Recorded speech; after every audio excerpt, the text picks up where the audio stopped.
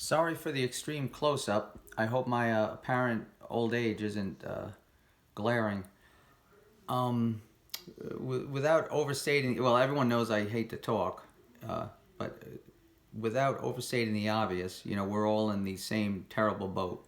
So, being the humanitarian that I am, I thought I'd do something different and maybe waste everyone's time for a little bit. Um, take your mind off something and just do something different. Anyway, I figured I'd do a walk around my room and talk about some of this stuff I got here. So apparently you can't flip the screen while you're recording. So I struggled with that for a minute. So here we go. All right. When we built the house, I wanted an open door policy, I guess. So we didn't put a door on this room. So I don't know, that's interesting. Here's a painting that was done by our friend Jacqueline Mahan, and Jackie painted all my Halloween projects for years, and she had an exhibit down in Nyack, New York, and we went. The stuff's expensive, but we always try to support local artists and the living arts in general. So that's a painting of hers we bought. It's the one we could really afford. Down here is something my brother and sister-in-law got me for Christmas one year from a shop up in Woodstock, New York. It's a pretty neat figure. Fortunately, it's anatomically correct too. Sometimes I wish he was wearing something. Fortunately, there's a rat head in there, and also some fecal matter, so it's dripping in detail. And so moving over here, geez, I really do hate talking. Here's all these Sans amps I use when I'm doing my videos. I like the bass driver version 2 that has a mid-range control. That works really good with most of my passive basses.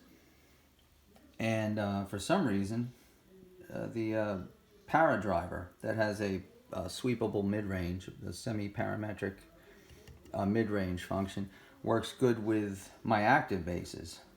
Doesn't make a lot of sense. You'd think you've got more tonal control with an active bass than you do a passive, and I use this on the Rickenbacker too. Anything I have trouble getting the sound out of, I find I can kind of tune it in a little better with this. And there's a second Paradriver, and there's the YYZ pedal. That's pretty cool too.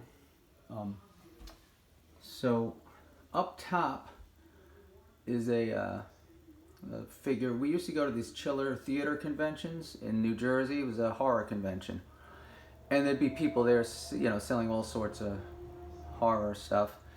And there was a lot of people sell model kits that they paint, and some of them go for hundreds of dollars. $200, $300, $400, and there would always be this fella here, who you could just tell he just loved painting the models, and his stuff was always really reasonable. Like you got the sense that he was really just doing it for the love of doing it and covering his supplies. So this is the first one we bought from him. And like I said, it might have been $60 or $70. And you'd see other tables where something like this would be going for, maybe $180, $200. And that was cool. And we went back the next year and bought this one. And at that time he was in a wheelchair. I think he had diabetes. He had lost a foot. He was in a wheelchair. And then the following year, we went back and he was there, and the poor man was almost blind. And his wife was there actually, telling him what colors he was painting with. But and then the following year, he wasn't there. And we asked around about him. We asked, about him, and we learned he had passed away. Lynn, you can come up. I'll take the camera off. Go on. Just talking. This is some Jim Shore stuff. We used to get a lot of his stuff. That's a really cool one. Till he kind of like just swamped the market, and it, you know, really kind of took the specialness away from the stuff. Kind of the same way the Christopher Radko did with his ornaments. This is a neat piece. We got this from a shop we used to go to a lot in Dingman's Ferry, Pennsylvania, in the Delaware Water Gap. It's I actually weighed it. It's almost 9 pounds. So it's bronze and on a little piece of marble. I just thought that was neat. As much as I don't really care for taxidermy stuff, we saw that at a flea market and I couldn't resist it. Hopefully he died of natural causes. You know, again, I'm not really into that sort of thing. This we got from a shop in Sugarloaf. I don't know. I'm not into, you know, collectible stuff. Who is it from? Ruckus Studio, looks like. I'm not sure, you know. I just like the look of it.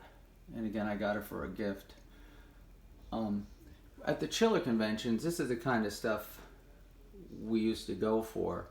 Kind of prototype stuff people build, kind of, you know, stuff you're not going to find in stores. But Chiller really,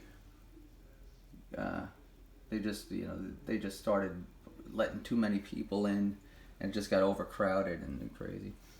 This is something Lynn got me years ago for Christmas, and it was just more, that was like the moment I opened this up and I was like, wow, she really, you know, gets me. It was just a really nice gift. It's a, you know, hearse. Not that I'm into collectible cars, but all of the doors open and stuff. There's a nice casket there. Just kind of, I really was touched when she got it for me for some reason. What do I got here? I'm starting. Ooh, that's bright, isn't it? I'm actually starting to work on the base collection video. Man, the video may be really long. I don't know if that's good or bad. But here's the list I came up with, and so it's going to be probably about 10 videos. I'm going to do them in groups, and plus an introduction video. I really dread doing that, but I promised a lot of people I would. I started writing some stuff about it too, so. Well, that's hold on. That's, I think we got that in like Home Goods or something. Again, I have a feeling it might just be a shell from a tarantula that's shedded. That's what I'm hoping anyway. That was a gift. I'm not sure if that's carved or if it was cast. Again, gifts. Here's my that's my camera I record the videos with. Something in the one video I did on how I record the videos, I think I left the detail out that I've got these stickers here, there, and on the floor, and also over here. So that's where my chair legs go.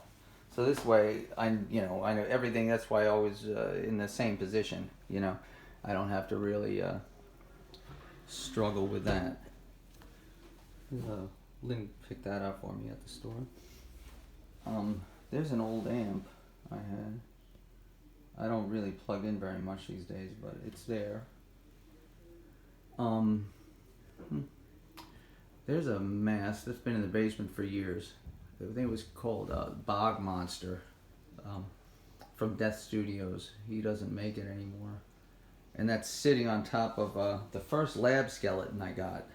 I was so happy when I got that. We got it from a shop in Manhattan. I forget what it was, Maxilla and Mandible, maybe it was called. Oh, I can't tell you how long I wanted. Yeah, I wanted a skeleton since I was a kid, and now I think we've got like maybe a dozen in the basement. Guitar stands. You know, with the whole Corona thing, a couple weeks ago, I was supposed to. I actually was going to hire a local photographer, to come over and photograph all the bases, before I start liquidating, just so I'd have a nice record of them. But, before things really got hot and heavy, she canceled.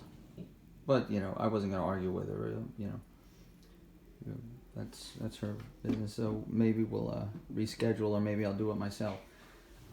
This came from, we got a lot of stuff from this company called Design Toscano.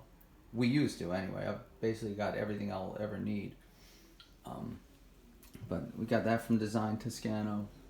That too. That's like a resin, little shelf, and a kind of little metal raven. And that's my chair. Man, you know, when we built the house, I was like, you know, I really want a nice, comfortable chair. I can, you know, sit in the room and read and relax. I can count on two hands the number of times I've actually sat in it. And now, that's Gabby. That's our friend Mark, who passed away. She basically lives in this room. I think Mark always had a lot of instruments around, so I think she's comfortable, like hearing the music, and she likes laying all over the basses too. So she's a sweet old girl. You can tell she's just very, very sad cat, but she's coming along. These things are filled with Rue Morgue magazines I used to subscribe to, but they got really bad. And a long story. Here's some of my books. I think that's Al Di Meola. Got that. Ooh, look at the dust. Got that sign. We went to a meet and greet with him, which was really cool. That one album of his, Splendida Hotel, was I was highly influenced by that. I was young and it was great to talk to him. He's a tough guy though. Here's another thing we got from one of the Chiller conventions, and this is this is the stuff we look for, kind of one of a kind stuff. It's the Tar Man from what was that movie? Return of the Living Dead. And the fellow who made this is a really nice guy. I think, what's his name? Terry Cruikshank. And I've got a couple things from him. That Captain Spaulding. This Sideshow Freak from what was that movie? Do you remember that movie, Lynn? Sideshow Freak? Yeah. I forget. Was it? Can't remember. What else? Oh, this was an early one of his. But, you know, we'd see these same people year after year. And he was a really nice fella. And he also passed away suddenly. There's a bunch of... that's from Design Toscano, too. Kind of a Nosferatu thing. This is that shop in Phoenix, not in Phoenix, called Phoenix, that one in the Delaware Water Gap. That's just kind of a weird thing, isn't it? I like that. These busts we got, they're made by Cinema Secrets, I think. And they were just really great, and they were really cheap. I think they were like, you know, less than $100 each. And I don't know why they didn't make the whole Universal Monster series, but I would have bought them all. This is neat. That's the Geddy Lee bass book, and I had ordered one as soon as they came out, and then you know, a subscriber to my channel, he found me on Facebook, and there's he wound up with 2 books at a signing. He had bought one, and he was at the signing, you know, where Geddy Lee was signing the books, and he had won a contest where he won a book and a signing. So he had 2, and he actually sent me a nice letter. Had Geddy Lee sign it to me, and then sent me the book. How incredibly nice was that? And you got to see the way he packed it. Oh my God. That was one of my favorite things about it. He did a really nice job. That's really cool. And I have yet to sit down and really go through the books. These were from that same shop up in Woodstock where that guy in the cage was from. I kind of like those guys. There's a devil pretending to be an angel, and there's a devil just saying, "Yeah, I'm a devil," and the kind of demonic nun thing. I think Lynn got these for me a long time ago. Little resin things, and you could put something in there. And what does it have there? And yeah, the cats like to roll those around every now and again.